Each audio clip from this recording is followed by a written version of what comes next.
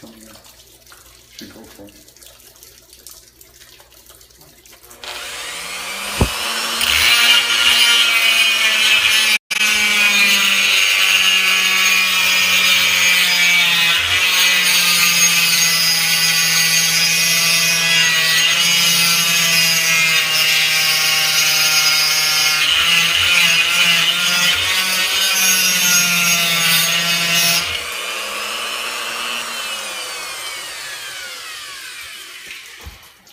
Hi, my name is Lyle Sopel, and you're here with me in my studio, and I'm a jade and gemstone artist. Today I'm demonstrating on a piece of jade that I've designed, and I wanted to show you some of the processes that I use in order to make all these holes and interior designs. I find one of the most challenging things to do with jade, because of the hardness of the stone, is to get inside these holes and to open that up into a nice sculptural form. So these are the tools that I use. A die grinder is a really handy tool, along with some of the variety of different bits that are diamond edged in some way. So that's some of the variety of shapes and tools that I use to make these interior forms. So it's really a time-consuming and laborious kind of thing to do. But the results are fantastic when you can get down to that point. So let me show you what's been happening with it. Let me put it here. So last week I showed you the model. So we made up a model and have been using the clay model as a reference for the jade piece. So this has been refined a little bit since we last spoke, and still a rough sketch, but it's close enough to what I want to do. So the refinement and the finishing of the piece will be done in the jade itself. So this is going to be a blue heron, or it is a blue heron, with a lot of detail in the crest of the body here, and the detailing of the feathers, the grass that it's going to be part of, and some expression in the face. My original thought was to take the beak off and put a colored section in there, like a different colored piece of jade, but I think I love it just the way it is, as a solid piece of jade that's just been sculpted that way, very three-dimensional form. So it's the thing that's in the works right now. So today what I want to talk about also is a formula in order to get more money for your art. So there's actually a way that you can describe your art to your clients or your prospective buyer and actually get more money for it. But before I do that, I want to show you the next project that I have going here. These two pieces are very different, the heron piece and the owl. The heron is really a solid sculptural form, and the owl that I'm working on is quite different in the way that it's sculptural, but not so much. It's a piece, work that's in various pieces. So I have created an inset for this piece, and it's I think of it like the Phantom of the Opera, where the mask is put on. So it's very kind of cool that way, the way it's turning out. What I intend to do is to sculpt that and fit it in there, and then add a darker colored eye, so it'll be more of a realistic view. So it'll actually look something more like that, with a dark eye. So this is a barn owl, and barn owls do have a white outline of their face and the darker body, so it's it's a design taken from a very sort of natural theme. So over here, let me just show you what's happening with this. I've set up a black quartz base, and I've got a sodalite blue base underneath it, and I've sculpted a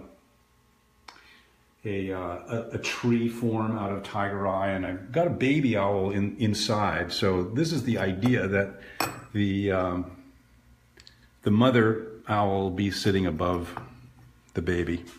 So we have like a nice little setting here and storyline. So the baby's going to be sculpted the same way, with the jasper, which this is, and a white face as well. So the faces are really going to be the storyline of this composition.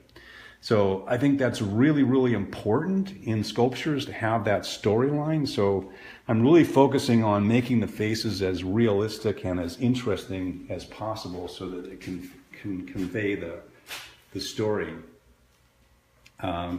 So that's really what I wanted to talk about today, is how to incorporate story in the pieces that you're making, or whatever it is that you're wanting to show your clients. And in order to get really good dollar value for your art, you have to think of it in a different form rather than just the sculpture or the piece of art on its own. You have to think of it in a more expanded kind of way. Now, there's a way to talk about your art, and you can include certain ideas and topics that sort of reflect who you are as a person. And there's like 3 things that you really need to consider as a well-meaning person, in the sense of presenting your art in a sales presentation. And I don't mean in some kind of gimmicky way or a forced way or some contrived way that you must try to convince somebody in some manner to see your art in a different way, or convince them to buy it in some way. That never works. People can sense that a mile away. The only way that you can really talk about your art and present it in a way that people want to hear about it is by being yourself. And there's 3 things you need to consider, and my wife Colette calls it the 3 amigos when you talk about your art. You have to have trust, you have to know who you're talking about or what you're talking about, and people have to like you. So know, trust, and like are really important in your presentation when you present your work to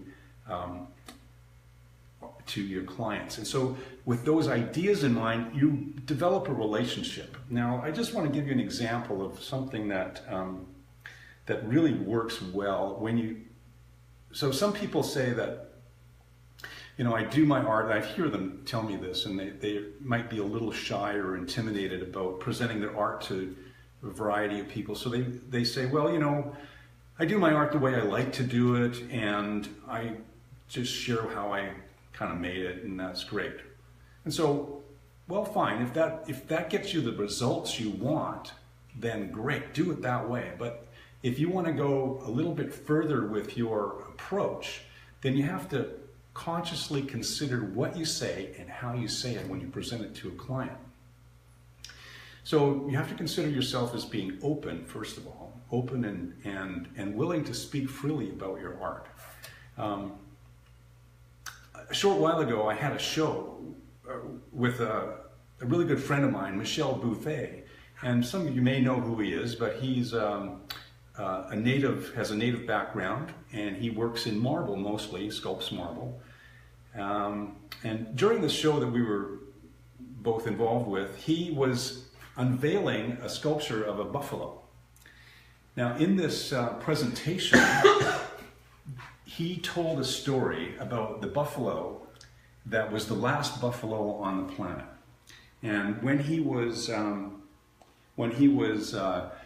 describing this story, he went to some elders in his tribe and described how he was planning to create a buffalo. And they said, yes, it sounds like the last buffalo, and that's really who we think we are as the natives of North America. We're probably like the last buffalo, so there was some symbolism to this. And he went on to talk about this story that expressed the intention behind his sculpture. And when he unveiled it, it was interesting to see the form, but when he talked about the sculpture and the intention behind it, the audience's attention shifted completely from the sculpture to the idea of what that sculpture was. When he finished his story, people rushed to the podium where the sculpture was in order to buy it. People didn't care what it cost, didn't know how much money, anything. They just wanted to be part of that story that he was sharing about the art. If he had 10 of those sculptures on that day, he would have sold every single one of them. And what happened there was it was psychological. What happened was he intended to tell this story about the buffalo, and it was part of his inspiration. It wasn't a contrived story. So he just told it at the right time. He told that story while he was unveiling it. So it became more than the sculpture itself. It became the intention behind the sculpture, and it became the story. And so the sculpture just became the symbol of what that represented. And I think that's what all art is a representation of your story as the artist, what your intention behind that is. And so what you need to do is be able to express that in a way that people can get. And story is really a great way to do it. So this idea is actually a formula. It's not something that, like I said, is contrived or gimmicky or unrealistic. It is actually a formula that you can use if you are to present your work in a way that it's unveiled and people are seeing it for the first time.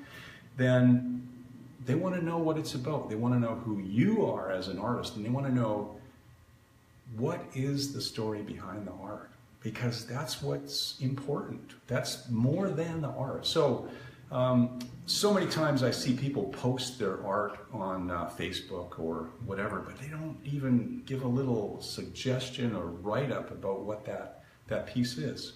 So I'm pretty positive that you're not going to be able to sell your art in that way, if that's your intention. If your intention is to sell your art, even in social media, you need to be able to describe it, say who you are, talk about what the intention is behind the piece. That's the way you're going to get people to get involved and encourage people to want to own the piece. So it's a formula. When you unveil, think about that idea. Express who you are and what the piece is. Make it more than what the subject, the story, is what the art is, and it's a symbol of it. So the next thing I want to talk about is a niche, like a niche market. Like when we produce art, often we create what we want to create, and then we try to sell it to people that we don't know. And it's like, well, sometimes it works and sometimes it's not very successful. So you really have to consider, who's looking at your art and what they are actually seeing in the world. Like generally people have an idea about what kind of art is in the marketplace and what they want to see. It's like if it's a location where you're working from, then they want to kind of imagine that piece is some part of your area that you live in or something of that nature. So let me give you a description about what I'm trying to say here. Is that when I first started sculpting, I was working with jade all the time. I'd only work with jade, no other material at all. And at some point, I decided, because I saw what was in the marketplace, there was a lot of jade and it was being imported, and it was getting a reputation of being, cheap or fast or it was getting to have a negative connotation to it. And I was the one doing most of the only working with jade. So no matter what, the general public put me into that kind of category. That, oh, I'm a guy that works with jade, so I have, a lower value thing going on in the marketplace that we're at. So I changed. I moved from jade to other gemstone pieces, and I added more color to my work and so on. So that change affected my niche in the marketplace. That put me into a different category. It allowed me to create things that were more fine art, into a different higher value level, and all that kind of stuff. And so I was aware of the niche. So that's what I'm trying to encourage you to do now, is just think about what it is you do as an artist and how it fits into your niche. You have to be a little more conscious about what goes on around you in your marketplace and think, am I limited by what I do because of how the marketplace is set up? Can I vary my presentation in a way, or can I vary my art in a way that may fit into some kind of future process, some future idea of what art is? So there's things that you can look at. I remember long ago there was a book written called The Popcorn Report. And in the Popcorn Report, this person identified coffee is going to be a really big treat thing for the public, and it's going to be very popular. Hence, Starbucks, and yoga was going to be really popular, and that kind of thing. So there was like definite trends in the world that affect art in the same way. And like there's trends now in the art world regarding galleries online, social media, how art is sold. So, you know, there's a way that you can consider your art that way as well. Like the gallery scene as we know it is going to change, where it's a box store in some place in a location where people come to it and buy the art. Now there's so much variety in that potential that they can go online and they can buy art. They can get it from social media directly from the artist. There's all kinds of variety in ways that people can buy the art. So that's something to consider for the future. How do you make art that's going to be in a different niche or a different way that's going to be presented in some futuristic way? So if you can think in those terms, you can be ahead of the curve in a lot of senses and get a lot more success from your art. So thanks for watching me today, and I really appreciate you all being with me, and I look forward to talking to you again next week. Bye for now.